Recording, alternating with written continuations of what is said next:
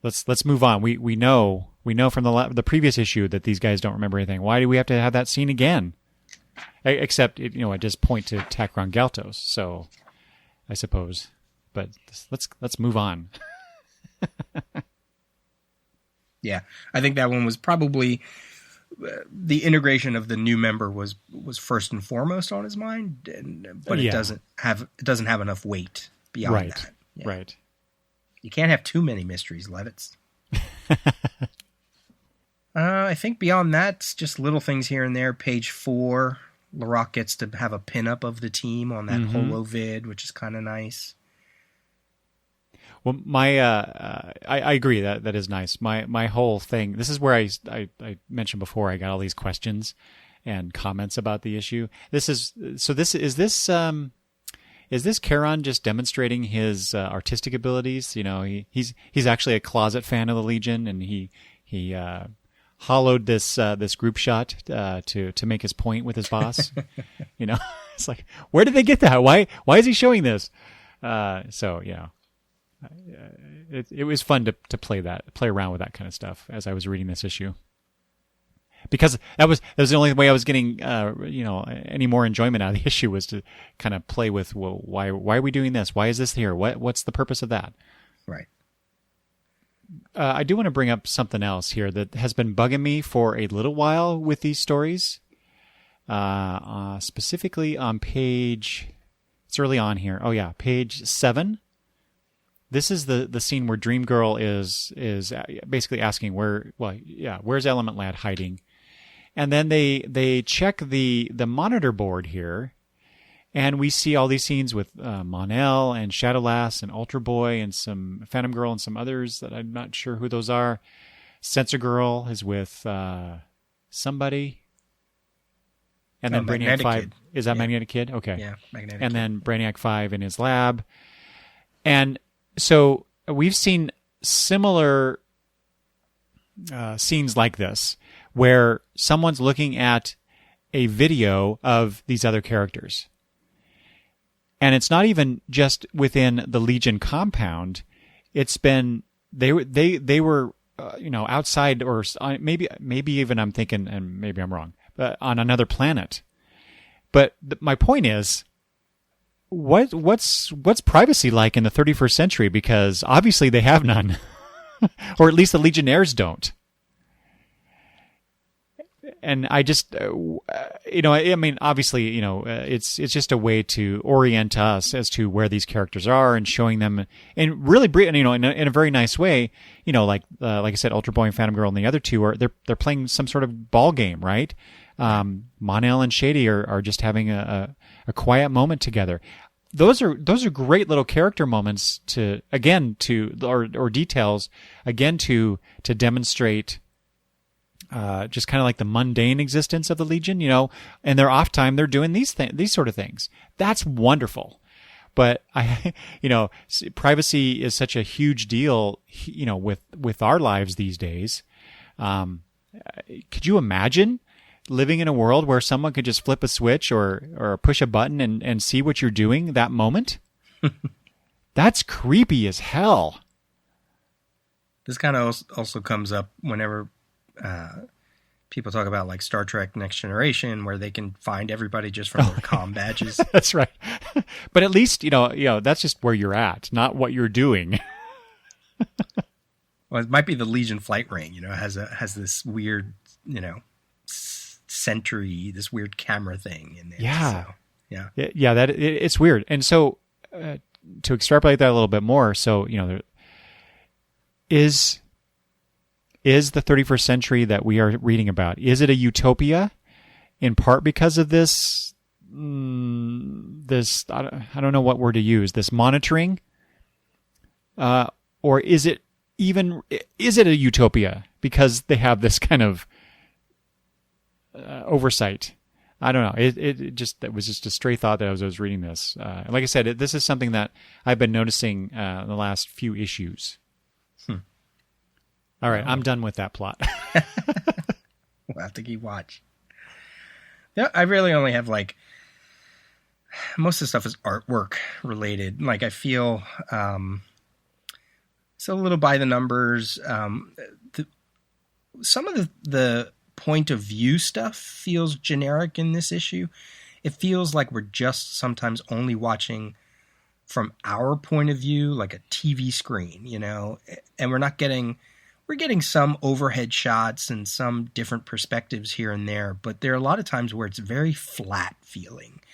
Like, for instance, and this one might be unfair to criticize, but the last page 23, the top panel where the ship is just flying across. It doesn't look like a ship. It looks like a key. It looks flat. There's no depth to it. There's no shadow work. There's no XYZ axis thing going on, right? Like, it's just very right from our perspective.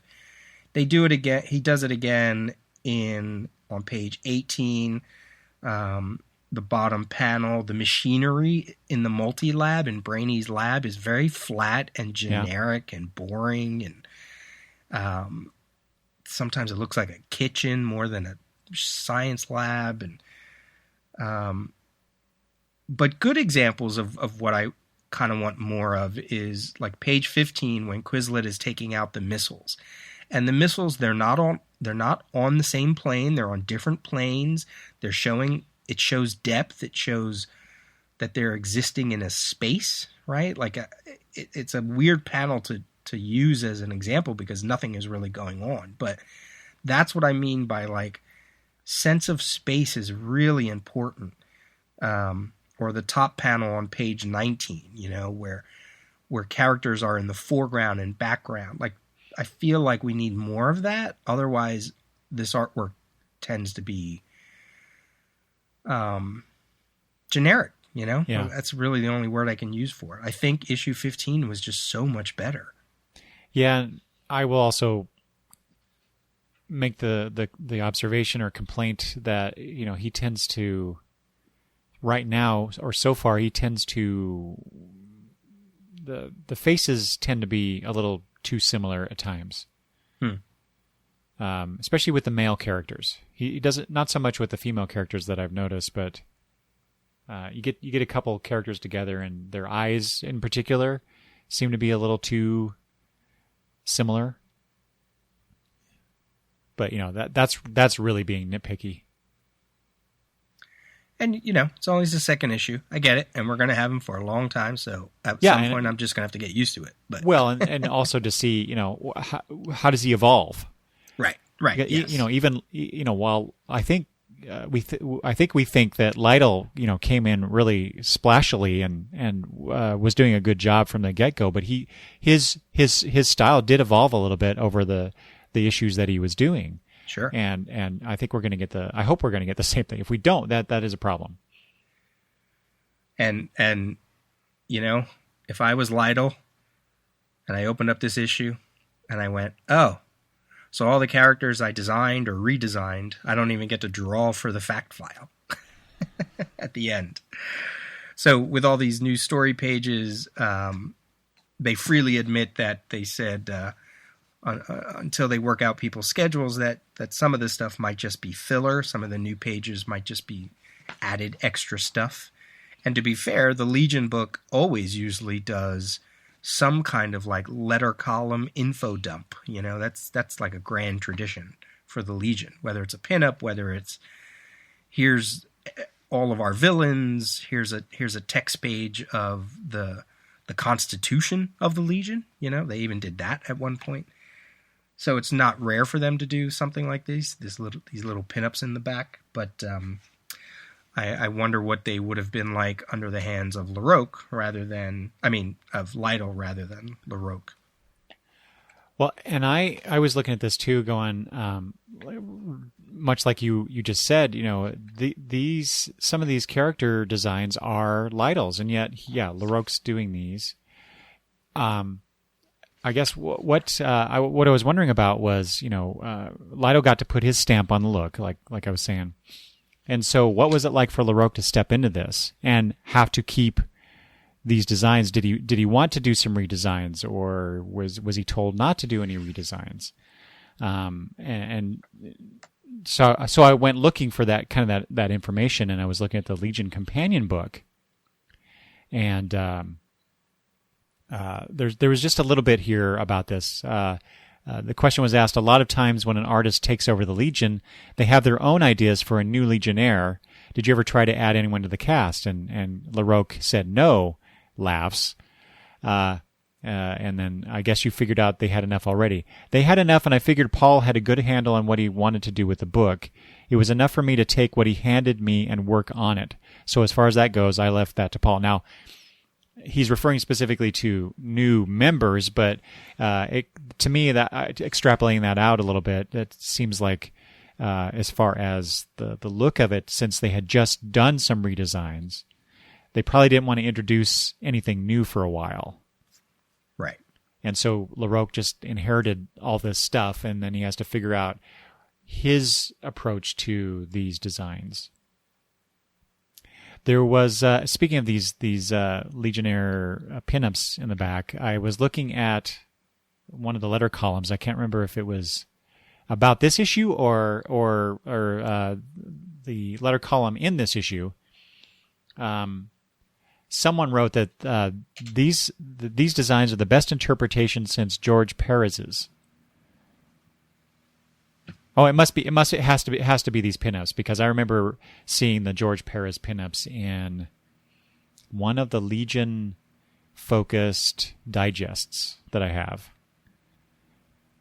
So I wanted to ask you, do you agree with that, Peter? Is this the best interpretation since George Perez, or what do you think about that? I'm not super familiar with those. I do remember them. I should have looked them up before this. I guess I'll just do it right now. No, I've seen much better representations. I think these little pinups, even though they're just little trading card sized drawings, there's just too much front perspective work going on, and it just makes them feel like, what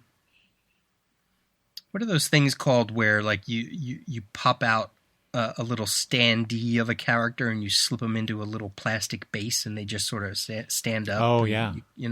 Okay. It kind of feels like that. Mm-hmm. You know?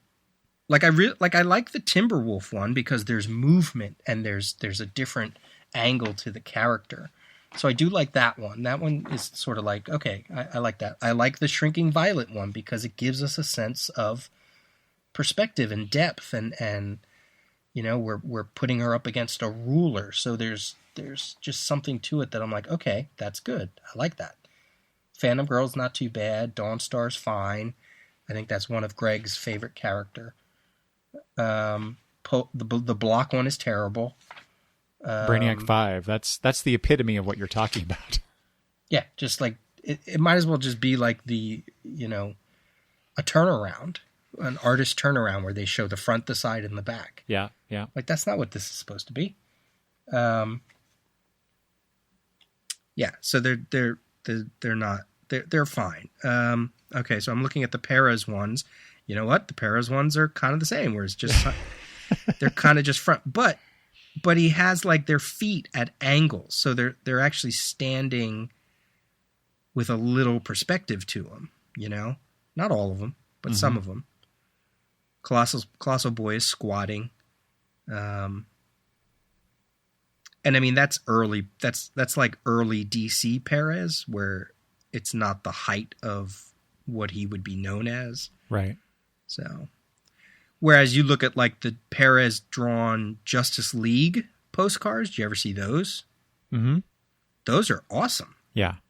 Those are great, and it's still that same early Perez work, but he wanted to draw the Justice League. It's the whole reason why he went to DC. He was like, I want to draw the Justice League.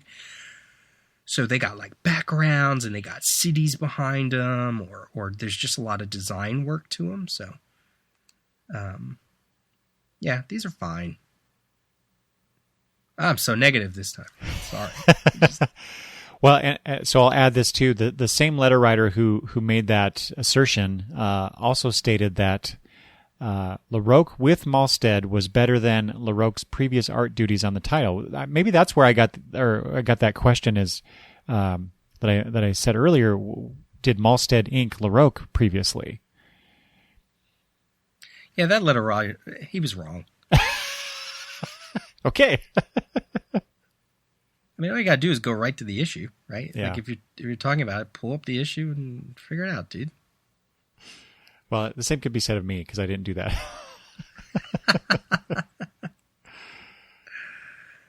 And then the other one, the Nick Foley, not Nick Foley, Neil Foley? Neil Foley. Yeah, the letter from him where he's talking about the founders are gone, the heart is gone. This is a zombie legion. I was like, whoa. Yeah, what? They're really hardcore, man. And you know what? Props to Paul Levitz for putting that letter in there. Cuz he's like, look, I'm going to not only put letters in here that are just favorable. I'm going to put the ones in. Both of those letters are have very critical things to say.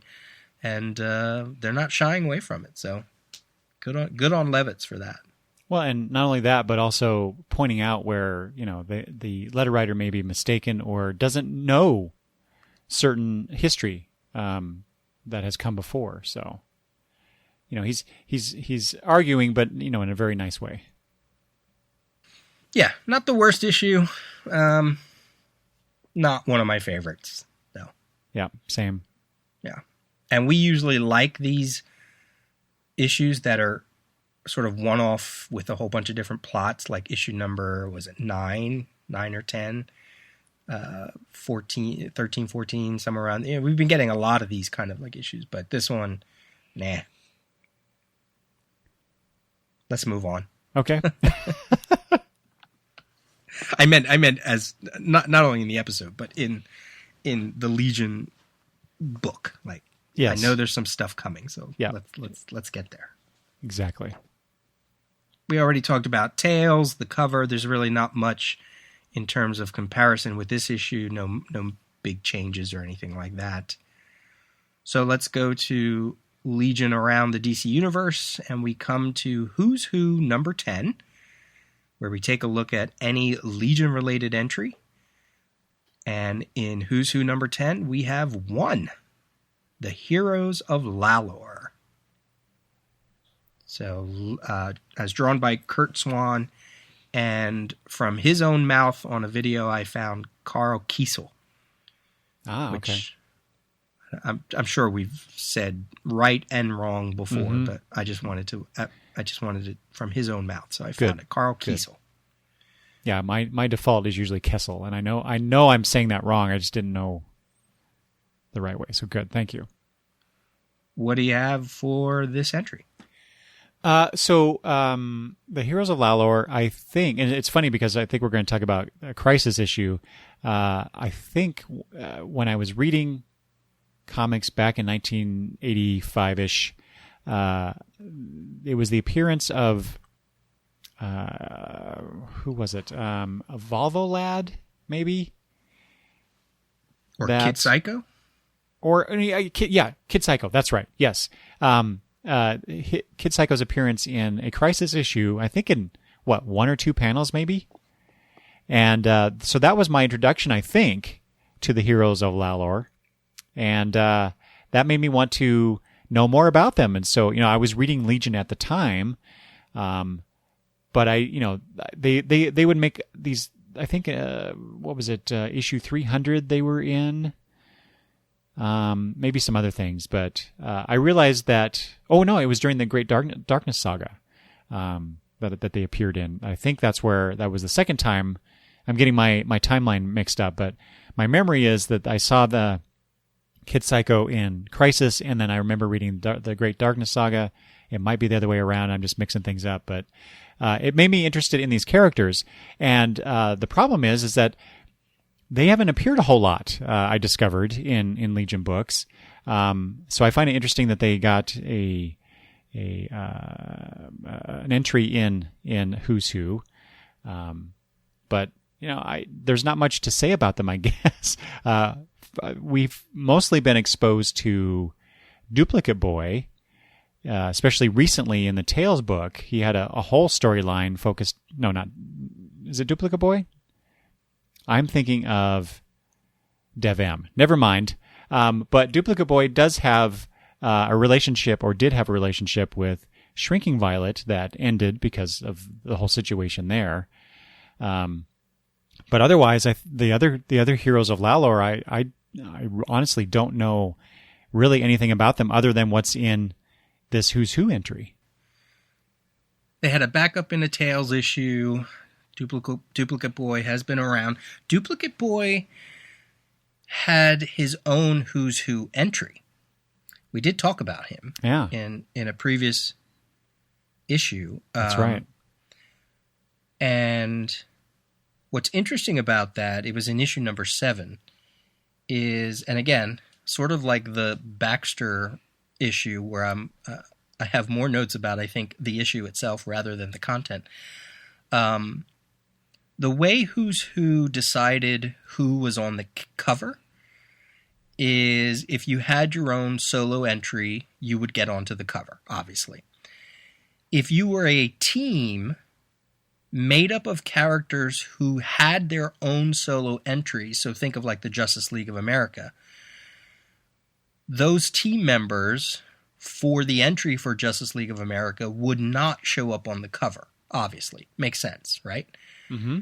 So on this cover to Who's Who number 10 by Paris Cullins and Dick Giordano, we have a few of the members of the Heroes of Lalor. Evolvo Lad is on there, Gas Girl is on there, and so is Duplicate Boy. Right. But Duplicate Boy was also on the cover for Who's Who number 7. He may be, and I haven't done the research yet on this, but he may be the only character that was shown twice on all of these Who's Who covers. Possibly. Because of that sort of stipulation that whether it was like an official rule or it was just something Perez did because he did most of the early covers and he'll come back on later. But if it was a team that did not get their own entries, they did show up on the cover. So, like, I would have to go back to, like, the Fatal 5 one, because most of them, if not all of them, had their own entries, plus they had their team entry. So I don't think they were on the cover for Fatal 5. I think they're on the cover for their own personal things. So Duplicate Boy, yeah, which is kind of funny because he is, his name, Duplicate, but... Yeah. What I did get from this entry, though, is I didn't realize that their origin story was interconnected. That they actually have the way they got their powers was because of one particular event. And it almost feels like, for some reason, I've been thinking about J. Michael Straczynski's Rising Stars. Do you remember that title from Top Cow? Yeah. Where, like, something happens and all these people get powers. Or if you think of, like, the new universe at Marvel, there was something called the White Event that gave, like, a whole bunch of people powers. So it kind of feels like that's what the Heroes of Lalor, it's sort of like that. Like, they're almost mutants, right? Like, they're almost, in a weird way, they're kind of like the Marvel brand of making characters off of, like, radiation. Mm-hmm. So I didn't know about that. They're the Inhumans. Yeah. I realized that Beast Boy's appearance is a full year and 3 months before Gar Logan appears as the Beast Boy. So I looked up that, and yeah, that's really it. I sort of felt the same way. I was like, oh yeah, the Heroes of Lalor. Okay. I'm sure they're somebody's favorite.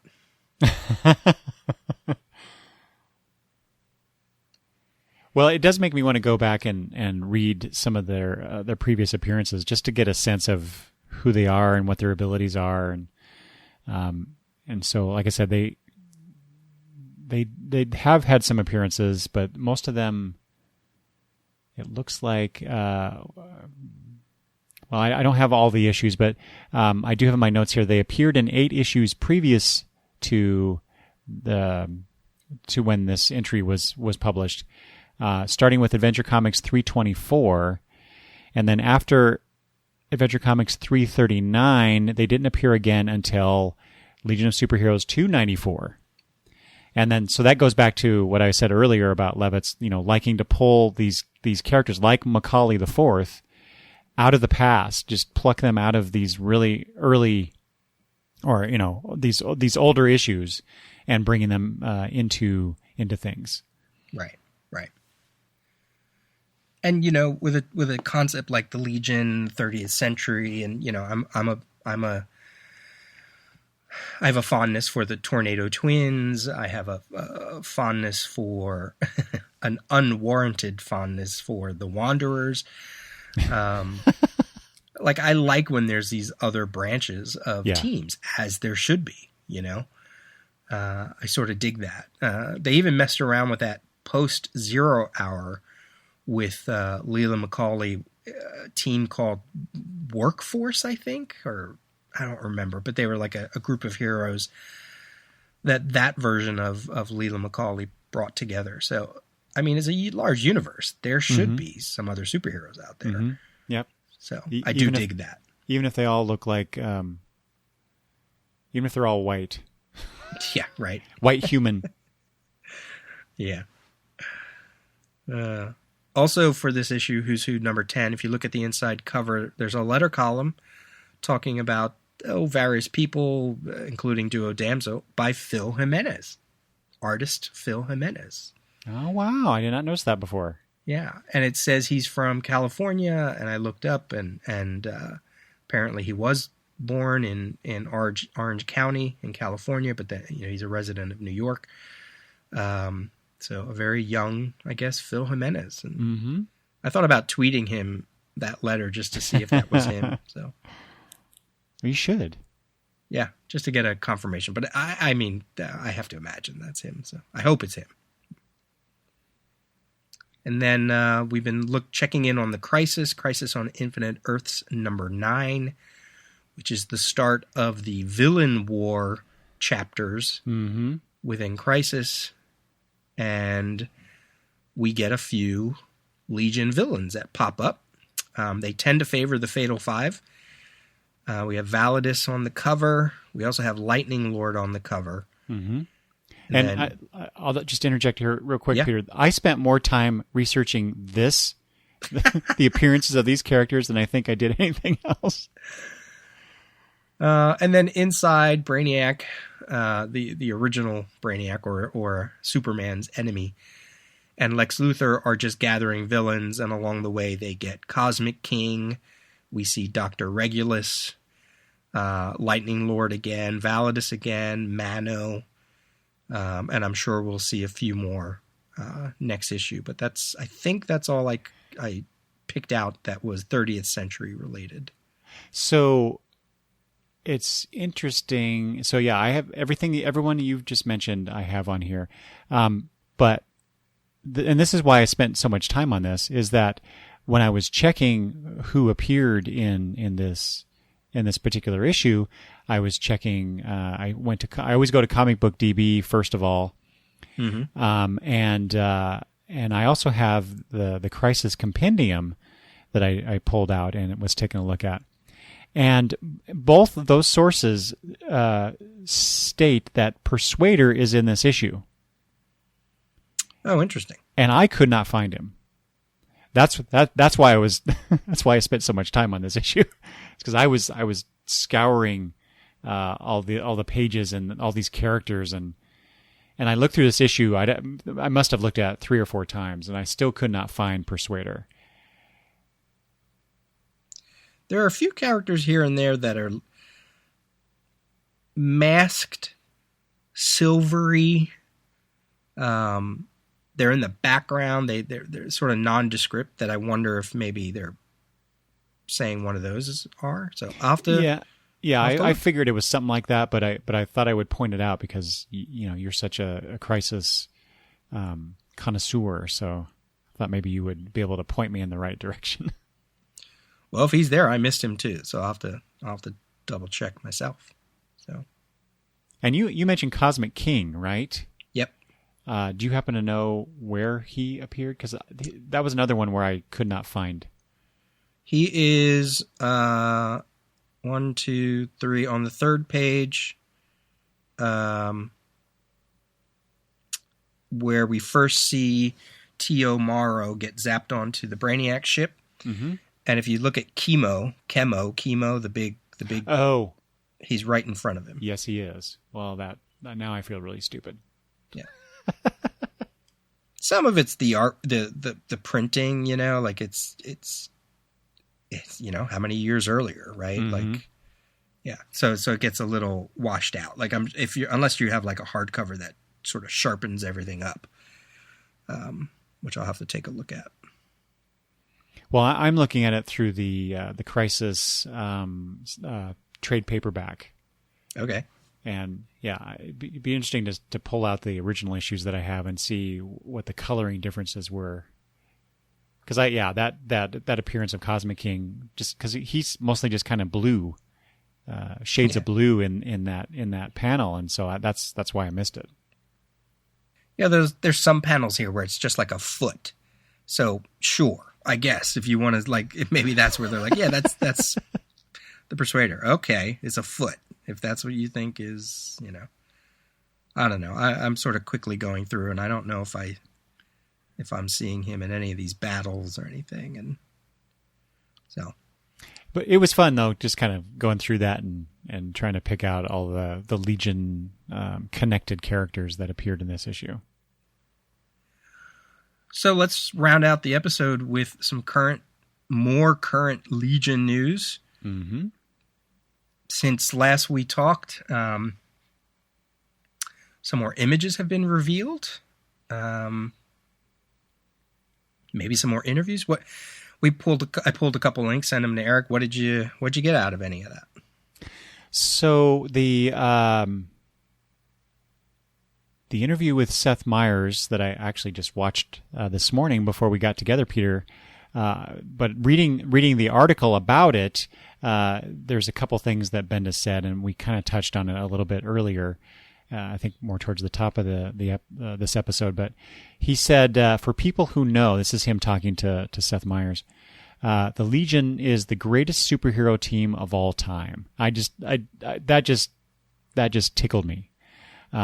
He did make a reference to, people knowing, who love Avengers Endgame and, all that stuff in the Marvel Cinematic Universe. But he's making a claim that, which I happen to agree with, that the Legion is the greatest superhero team.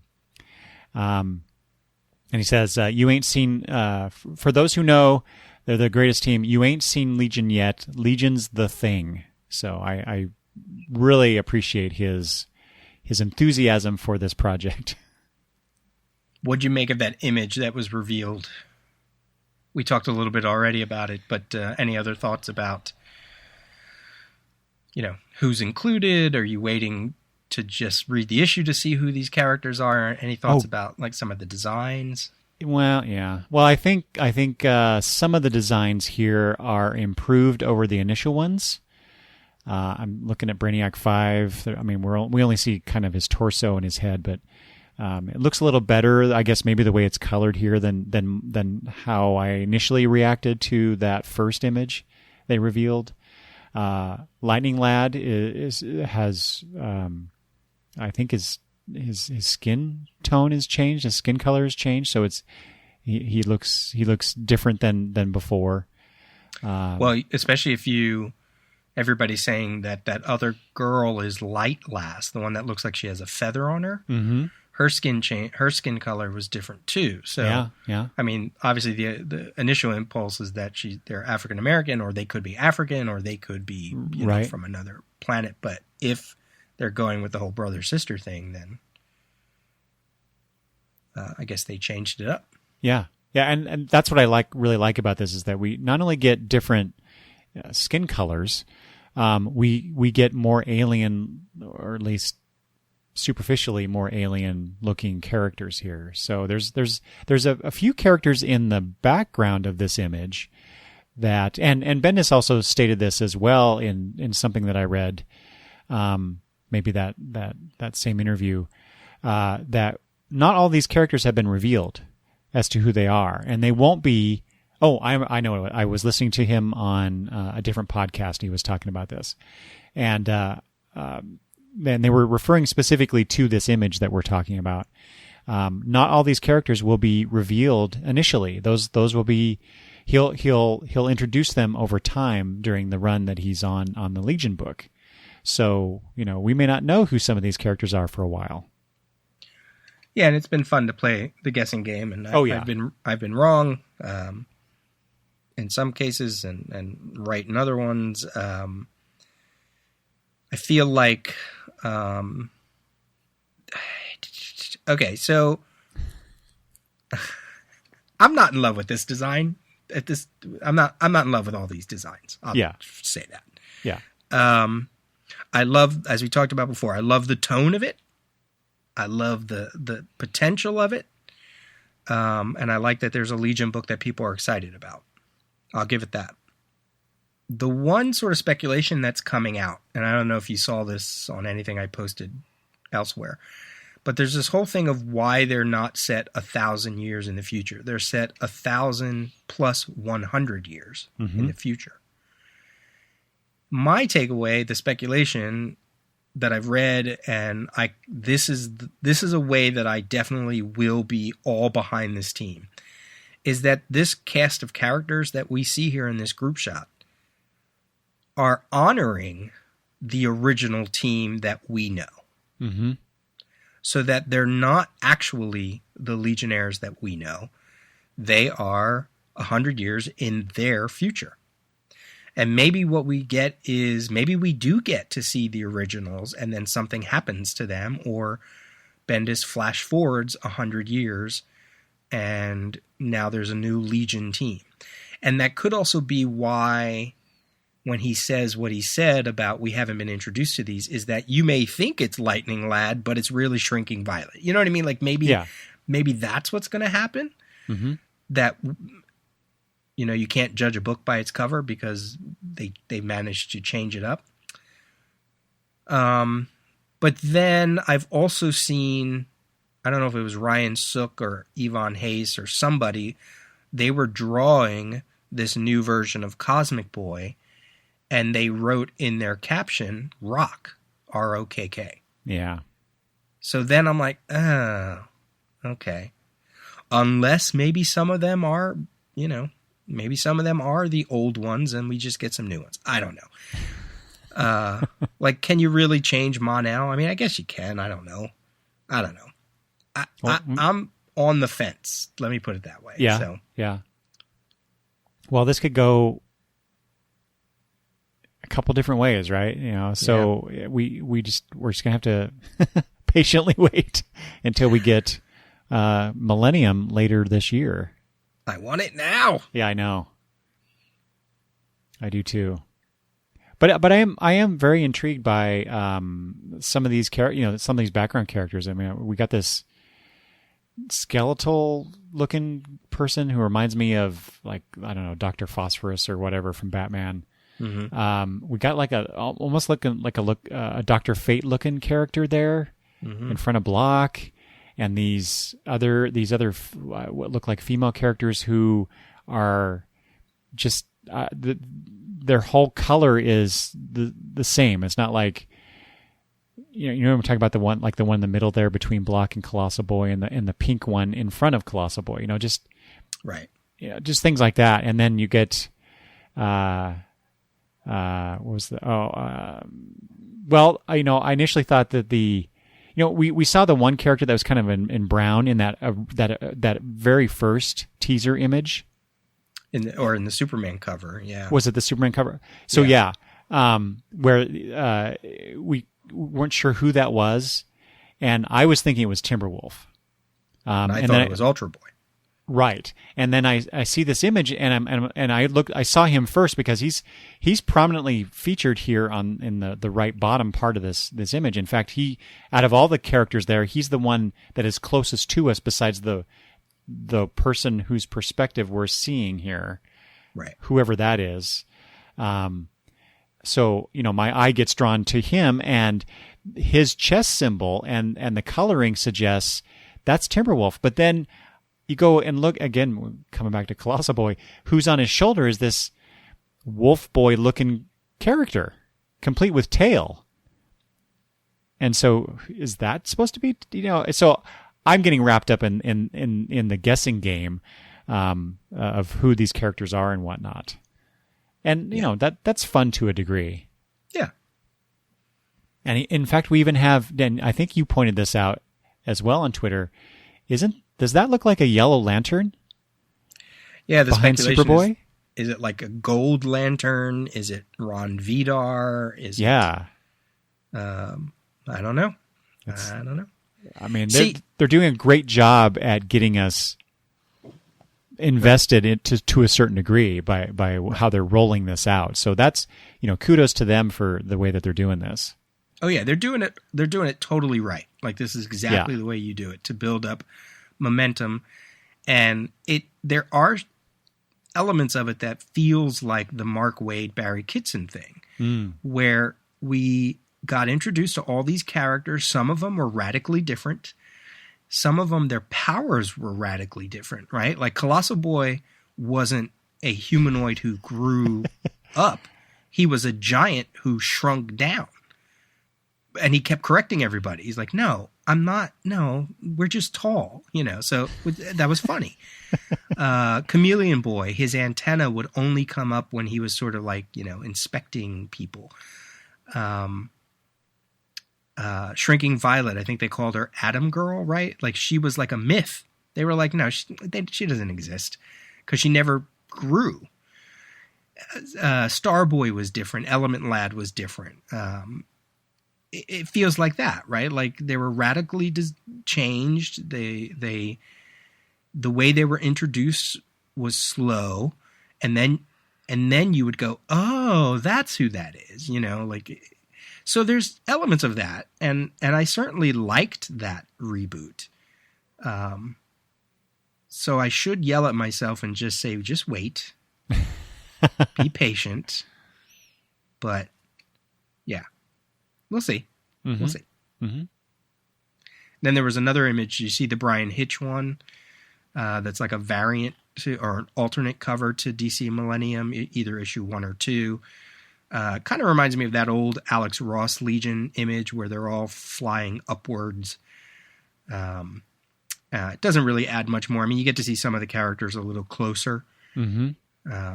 So, of course, I bought everything. I bought the main image, the variant, or I pre-ordered, I should say. And I'm sure when Legion of Superheroes #1 hits, I'll get as many of the regularly priced variants as I can. Yeah, I forgot to do that, and I need to go. I think I need to go amend my order because I want this variant stuff. Yeah, we don't know. We don't know how long this Legion book is going to last. Yeah, that's true. Bendis said he's only on for 12 issues. He's like patting himself on the back. I'm going to be on for 12 issues because that's a run, right? And it's like, no, that's your job. That should be that should be a no-brainer. Stay on it for more than a year, and then we'll talk. But who knows what's going to happen afterwards? Or maybe this is one of those where the DC has guaranteed him 12 issues, and then they'll see. But they're not committing to anything beyond that. Oh. Ugh. My thing is I just hope they don't put we're gonna bring in Abnett and Lanning again or somebody that's been on the book before. It's like, no, that's come on.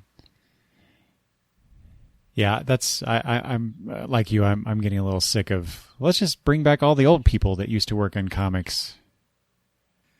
So I looked through Crisis, and sure enough, it's a foot on page 20 of the Crisis. Yep, #9.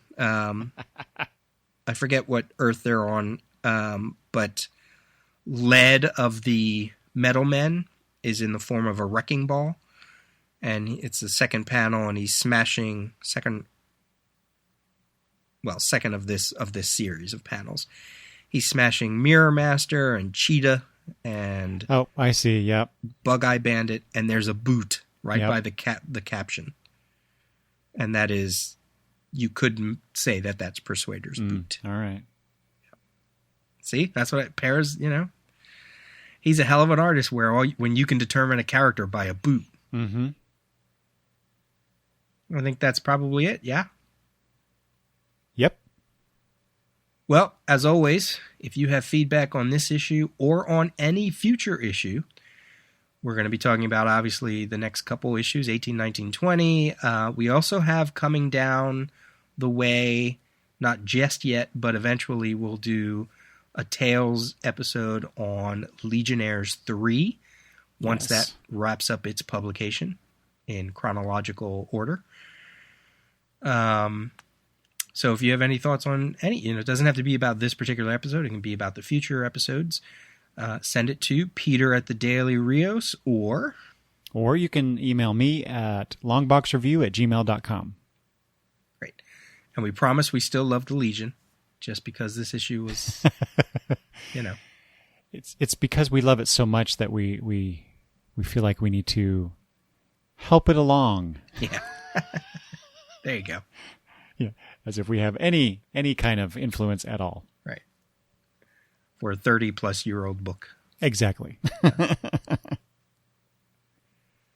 So we will say our goodbyes, and as always, long live the Legion Project Podcast.